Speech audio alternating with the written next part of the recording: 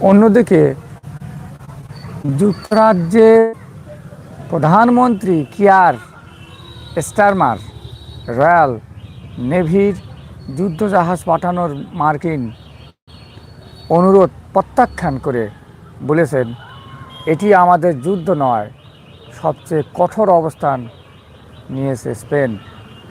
প্রধানমন্ত্রী Pedro Sanchez এই যুদ্ধকে অবৈধ আখ্যা দিয়ে মার্কিন যুদ্ধবিমানের জন্য নিজের আকাশসীমা সম্পূর্ণ বন্ধ করে দিয়েছেন। ভাবছেন বন্ধুরা, পায়ের মাটি আস্তে আস্তে সরে যাচ্ছে। ফ্রান্সের প্রেসিডেন্ট ইমানুয়েল ম্যাক্রো একে আন্তর্জাতিক আইনের লঙ্ঘন বলে হুঁশিয়ারি দিয়েছেন।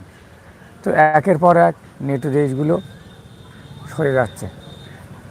পা